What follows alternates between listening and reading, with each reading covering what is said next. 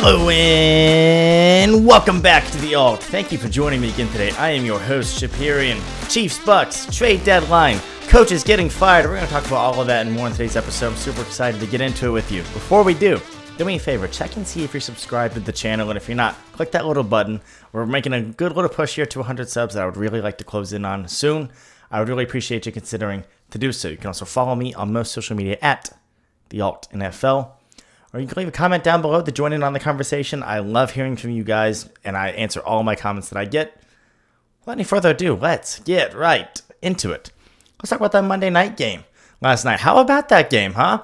I thought they were going to demolish them. They didn't cover. The Chiefs did not. And ultimately, it ended up being a very fun game, which is all you can really ask for. And look, when the two quarterbacks of the game are Patrick Mahomes and Baker Mayfield, you expect it to be a pretty fun game, right? And you expect, a decent amount of scoring, which we got, 54 points in the game. You take that. You expect a bunch of touchdowns, 5 passing touchdowns between the two of them. And ultimately, when you look at the fact that the Baker Mayfield Tampa Bay Buccaneers took the Kansas City Chiefs, who are still undefeated, to overtime, sans Chris Godwin gone for the season, sans Mike Evans out for the time being, that is no small feat. That is quite the show of fight there. That said, though, I've got a statement about the Tampa Bay Buccaneers that I'm going to make a little later in this segment. That just doesn't bode too well for them, in my opinion, given their circumstances. I think they really needed this one, even if it's not the greatest situation to be in, being like a must-win against the Chiefs. You got to win some of the games, right? Let's talk about the team who won this game, the Kansas City Chiefs, who continue to get the job done. I think we all saw them getting the job done on this one, but guys, if we're being honest here, I was like, on Monday's episode, I was like, is the offense ever going to look good? The offense wasn't the Baltimore Ravens or Detroit Lions offense tonight, but yes, the offense looked very good against a Tampa Bay defense that put a lot of pressure on Patrick Mahomes, getting in his face and making him make quick decisions. And, bottom line, it didn't really matter regardless of that, because he ended the night 34 for 44, almost 300 yards, like I said, 3 touchdowns, and getting the job done. He scared us all for a second there with the injury that apparently was to his ankle. I thought it was to his knee. I was watching the Manning cast. They also kind of thought that it was to his knee. But it was to his ankle, apparently, and he was able to come back in. He didn't miss any time, and that's good. I'm sure he'll show up on the injury report for the next week. But regardless, he was good to go and good to finish the game. So for this Chiefs team, I know they only won by 6, but how many games of theirs have been decided by one score this season, right? The Bucs game, the Raiders game, the Chargers game, the Falcons game, the Bengals by 1, the Ravens by 7. They're getting in a lot of one-score games, but that's the NFL. So with that said, I don't think, the fact that they have a couple wins by 10 points this season, being their biggest margin so far, takes away from my next point here, being that I think this was their most complete game. Offensively, what more are you going to ask for than 300 yards from Mahomes and 100 on the ground from Kareem Hunt, who was sitting on his couch to start this season? You're going to take that. What more are you going to ask for than 14 catches from your star tight end Travis Kelce, who had a renaissance night there? And then, hey, guess what? There's this guy named DeAndre Hopkins. He just joined the team last week, and he had 8 catches, almost 100 yards tonight, and a couple of touchdowns. That's as good as it gets. And I said they're going to throttle the Bucs tonight, right? And not verbatim, but I said, I fully expect them to manhandle the Bucs. They'll take care of them, and I'll come on Tuesday and tell you how much they beat them by, and we'll talk about it. It went to overtime. Let's talk about that decision for just a second. I don't understand letting the gas up on the Kansas City Chiefs for 1 second. It's still haunting me to this day that earlier in the season, Zach Taylor had a good opportunity to go for 2 to make it a 2-score game against the Chiefs. He didn't. He kept it at 1 score, and I was like, why? Why'd you do that?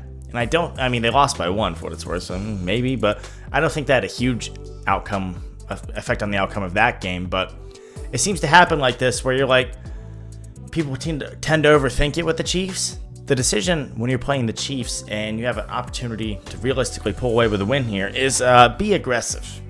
Okay, that's the decision. And you scored the touchdown. You had the momentum. They were not really stopping you all on that drive, even on that 1st and goal play that Tampa had to try to tie the game, and it was a low throw. Like, the throw was there. I believe it was to Cade Otton, and he had it. The throw was there. It just didn't end up working out. And so, that said, they still scored the touchdown, and they elected to tie the game, and you didn't see the ball again. What were you thinking? You talk about the Chiefs, and love them, hate them. You know, I've talked about how I absolutely have Chiefs fatigue, but I have absolutely nothing against the Chiefs. And if you had to say, do you like or dislike the Chiefs, I'd say I like the Chiefs. I've always said this. But with that said, you have to acknowledge that if there's a luck factor, such as a coin toss, they are a very lucky team. And to leave the situation as to whether or not you win this game on the road in Arrowhead against the undefeated Chiefs up to a coin toss potentially that could lead to you not getting the ball back. I hate that call. And I think the Bucs should be kicking themselves for it. I know we should have gone for 2. Well, too late now. With that said, let's talk more about the Bucs for just a second here and say that I'm going to be honest with you. You know, they're just 4-5. Right, it's not GG's because they have had their bye. It's not a 6th loss yet, but I think the season is bordering on being over if they can't pull it out against San Francisco this weekend. It's a 1 o'clock game, by the way, which is kind of weird to see 49ers at 1 o'clock. I feel like we never see them at 1 o'clock. It's on the East Coast. I guess that's why. Handful of winnable ones coming up. Giants, Panthers, Raiders. You're going to need them. And then hope you get Mike Evans back for your next matchup against like the Chargers after that. The schedule to end the season is so favorable for Tampa Bay that I'm not writing them off. I'm just saying you needed this one, in my opinion, because you fall to 4-6. I don't care what the schedule looks like. It's going to get rough when you have a 2-game deficit on the Atlanta Falcons, who look to be hitting their stride, like I predicted they would at this point of the season. And like I said, I was calling the Falcons one of my adopted children of the podcast, being like, I like this team. I'm not saying they're going to win the Super Bowl, but I like them. I like them a lot this season. That's the Falcons for me. It wasn't the Bucs, even though I trust them. And now the outcome looks a little weirder, right? I think it's technically only a 1.5 game deficit that you have in the NFC South because of the bye week situation. You got to win this one against the 49ers this weekend, in my opinion, because I don't think you make the playoffs without winning the NFC South. And of course, the Falcons have a very easy schedule overall this season. So for Kansas City, you did what you had to do. DeAndre Hopkins looks awesome. Kareem Hunt looks awesome. Patrick Mahomes looked awesome. Travis Kelce looked 25 again. And the defense, by the way, is still a top 3 defense regardless of how you shake it up in the league. You look Super Bowl bound. Like I said, I have the Ravens doing it, but you're going to at least be probably back at the Arrowhead Invitational this year, the AFC Championship, hosting it there.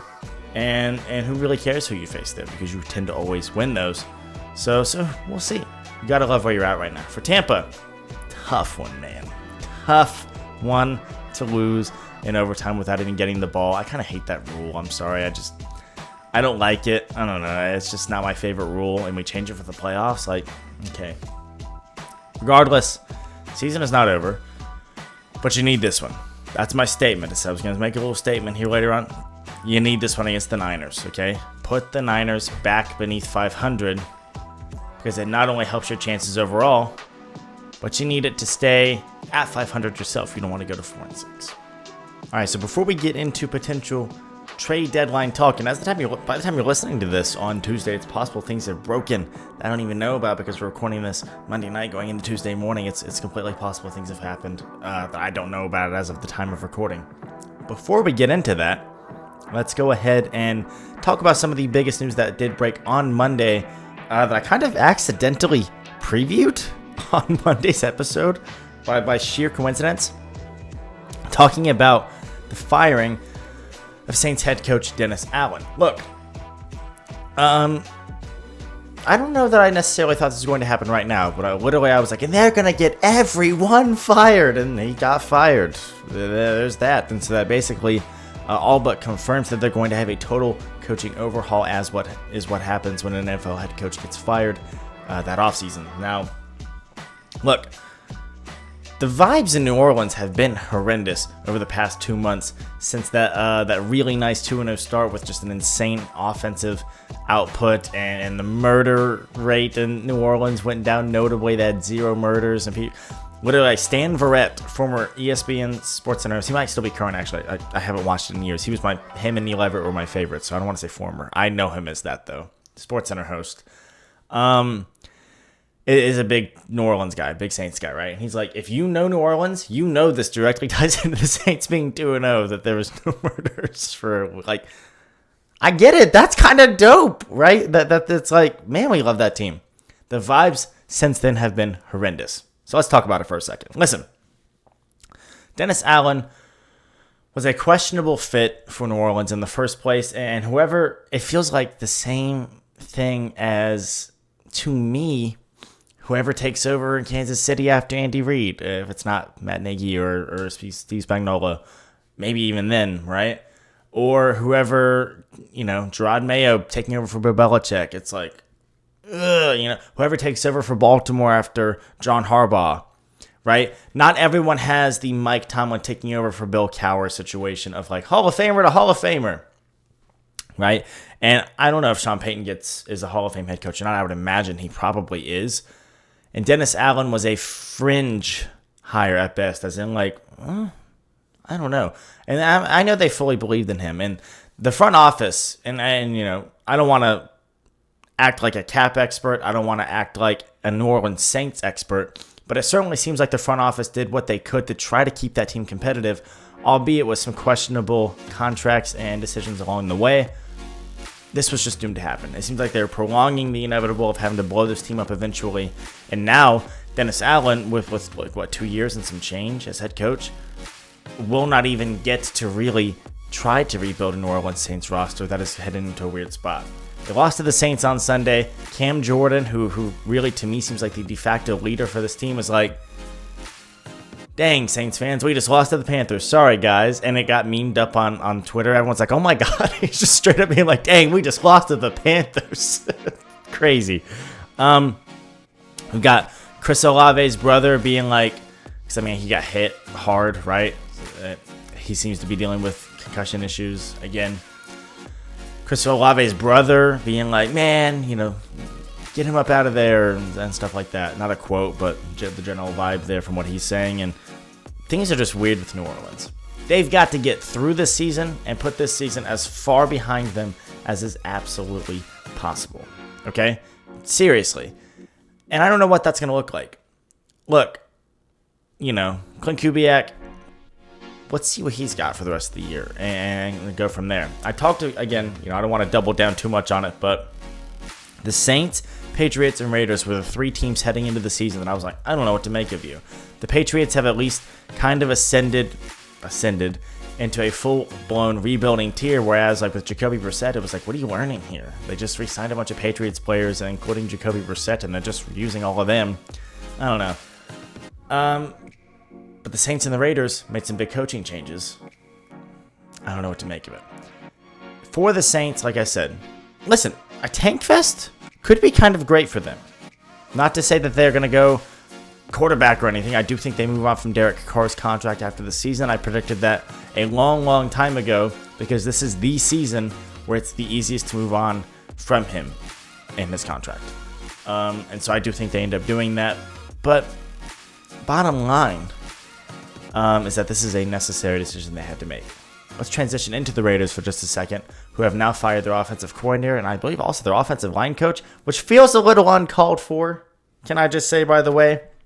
Because there was a point, actually a lot of the game, on Sunday against the Cincinnati Bengals where the Las Vegas Raiders were throwing out 5 backup offensive linemen. And you're going to fire the offensive line coach? It's not his fault that he's got 5 backups out there, okay? What are we doing? I don't know. It just seems like this isn't their fault. And same with the offensive coordinator. I'm not saying their offense is scot-free in this, but it seems like a weird decision. I have predicted, straight up, I was like, Dennis Allen, not making it this year, right? could have told you that if the Jets don't make the playoffs, Robert Saleh won't make it through this year. I don't think Joe Douglas makes it the next year unless they're like, let's run it back with the same group one more time with a different head coach. Things like that. Past that, I'm not sure of any obvious ones. I don't know that they're going to put Stefanski on the hook for the season in Cleveland because Watson is not playing anymore. I think if Watson was still playing and they were continuing to stink, Stefanski might have got been on the hook for that, which I disagree with. Things like that. The next really obvious one to me is like, does Antonio Pierce get a second season as the Las Vegas Raiders full-time head coach? I don't know that he does. And you can't help but wonder, like, man, did they make the wrong decision after 2021 not going with Rich Bisaccia?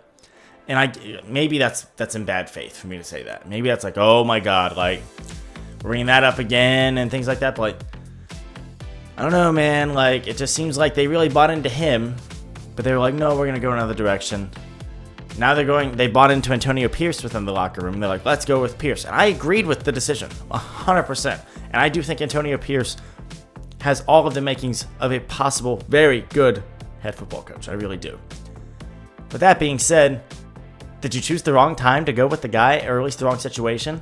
I'm just curious about how patient the Las Vegas Raiders are going to be with Antonio Pierce. Mark Davis hasn't exactly garnered a reputation for being the most patient owner in the NFL, and I'm not sure that Antonio Pierce is going to get a second season. It's not insider information, obviously, just an opinion. But two teams that I said, I can't tell you what your direction is. I still can't. The Saints still aren't in a rebuild. They're too expensive for that. The Raiders still aren't in a rebuild. They have no pieces to begin rebuilding with. Almost no one young on that team. Max Crosby is still the anchor for you on the Spillane. Is that your other guy there? Jack Jones is very good. That's not a rebuilding cornerstone, right? Things like that. I'm not sure what they're doing. And so these two teams, the Saints and the Raiders, who both made dramatic midseason coaching changes on Monday, are two teams that absolutely have to figure out a direction before we get to next season, in the very least. All right, so as you're listening to this on Tuesday, hopefully, the NFL trade deadline is today, and I am hoping we get some really, really, really good moves made. I really am. Look, I'm just going to kind of preview a couple of teams and some moves that I would like to see them make, not necessarily specific moves, more so just like this is a team that could do this. There's really like 3 teams that I'm like, man, if they could go make this move, this could be really interesting. So, in particular, I want to talk about the Green Bay Packers and what they might be doing. Look, everyone wants to say the Detroit Lions. I completely get it. 7-1, total buyers, totally bought in on this specific season. And with the loss of Aiden Hutchinson, the world immediately began speculating on like, who might they go get. The most obvious fit seems to be Zadarius Smith. I could see them maybe making a play on Chase Young, albeit I don't see that one as being likely. Maybe Azeez Ojulari from New York. I'm not sure. The team that needs it worse is the Green Bay Packers. You're still in very much a position to be buying, and I feel like they're a team that we're not talking a lot about in that regard. I would like to go see them grab another pass rusher to help make this defense better. And there's some guys on the market. We just saw Browning from Denver get traded. Like I said, Ojulari is out there. Jadeveon Clowney might get traded. Right? Is that dumb of me to think? He might get traded. So we'll see what happens. I think the Green Bay Packers absolutely need to go make a move. Past that, there's another team that you can be like, oh brother, here we go, that I think needs to make a move, and there's good reasoning for me bringing this up, because I've been very adamant that this should be the case, but that I don't believe this will be the case until Saturday, when Diana Rossini, NFL insider who knows what the heck she is talking about, reported that the Cincinnati Bengals, who have made one trade, sort of, since the 1970s midseason, or one midseason trade since the 1970s, are poking around looking for defensive line help, cornerback help, and Jordan Schultz added on. They're looking for running back help too. Now Zach Moss, who was kind of penciled in to be the starter, hasn't had the season he was expected to have, is now potentially expected to miss a decent amount of time. His return is indefinite right now, according to Zach Taylor. We look at this and it's like, interesting. And ahead of this Baltimore Ravens matchup on Thursday, that if they lose, sees them fall to 4-6, their season is not by the wayside.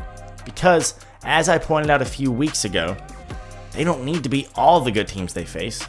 I pointed out ahead of that Eagles game, I saw it be called a must-win for both teams. I was like, no, you just need to not get killed. And yes, the Bengals got killed because the defense just isn't very good, and their offense couldn't get out of their own way in that game and things of that nature.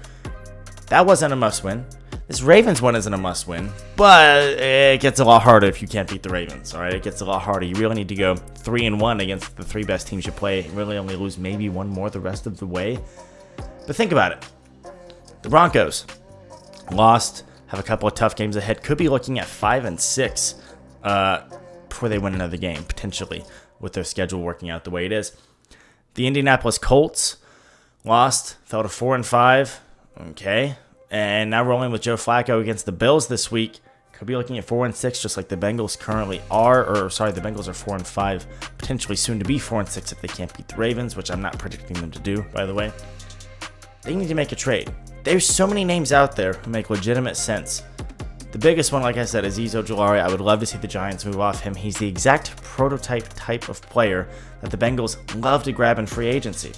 Go get him early, send a flyer for a 5th, and get it done. You're not drafting well anyway, Cincinnati. You haven't in years. Look at their draft picks. Name me one successful draft pick from the past 3 seasons if you're not a Bengals fan.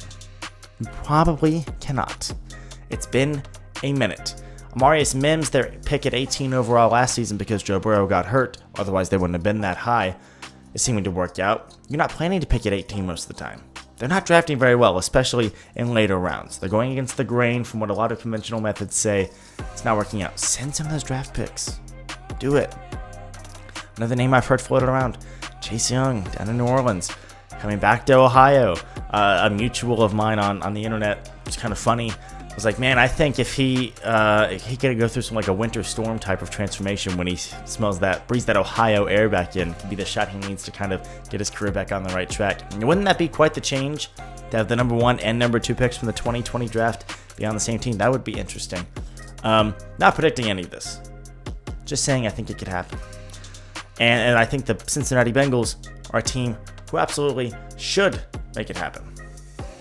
And look, beyond that, it's tough to really pick out any other super serious buyer teams that aren't really, really good. But another one that I could see doing it is the Baltimore Ravens. They already moved for Deontay Johnson, and I could see them doing something else to add some depth or potentially try to straight up bolster their starting lineup on defense. I hate to keep naming the same guys, so I won't do it. Basically, everyone I just named could really help them out. And I don't know that they need, Michael Jordan on defense. I just think they need, Horace Grant to come in there and help them be another glue piece. The defense looks to be the only thing that could keep the Baltimore Ravens from potentially getting to where they want to go, being, of course, like I've said a million times, New Orleans in February. But with that said, they're a very aggressive midseason team in terms of acquisitions. They're very quick to take on expiring contracts for draft capital. They just got Deontay Johnson, by the way, for literally nothing, like I pointed out. And things of that nature. I could see them doing it.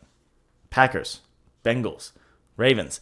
Those are 3 teams, 3 of whom I haven't really seen pitched around much, who really, really, really should be buyers come Tuesday before the trade deadline hits.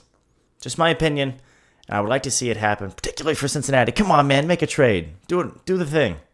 Thursday night game makes it harder for us to be able to do anything in terms of players there, but you lose, go to 4-6, but the season is not dead. Look at the schedule. All right. With that said, that wraps up this episode of The Alt. If you made it this far in the episode, thank you. I love you. I appreciate you. I don't take you for granted even for a second. Like I said, check and see if you're subscribed. If you're not, please consider doing so. It really helps me a ton. I'm trying to make this push to 100 subs, and it would be great to get there as quickly as possible. Honestly, I would really love to do so ahead of the holidays and things like that. All right, with that said, we'll be back to talk all the madness of the trade deadline. We're going to talk with Treads tomorrow as well, and it's going to be very interesting to be able to do so. I'm looking forward to it. Don't miss it. I will see you back here bright and early to talk about it tomorrow.